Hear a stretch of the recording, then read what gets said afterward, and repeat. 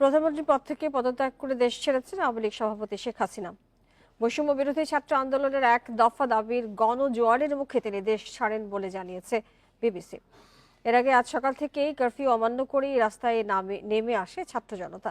বিভিন্ন সংবাদ মাধ্যমের খবরে বলা হয়, বেলা 2:30টার দিকে সামরিক হেলিকপ্টারে দেশ ছেড়ে যান শেখ হাসিনার সঙ্গে ছিলেন ছোট বোন শেখ রেহানা। হেলিকপ্টারটি বিকেল 5টার দিকে ভারতে পৌঁছায় বলে জানায় বিবিসি। আওয়ামী লীগ সভাপতি শেখ হাসিনা টানা চতুর্থবার প্রধানমন্ত্রী হিসেবে শপথ নেন গেল 11ই জানুয়ারি। 6 মাসের মাথায় ব্যাপক ছাত্র এবং গণবিক্ষোভের মুখে আজ পদত্যাগ করতে বাধ্য হলেন তিনি।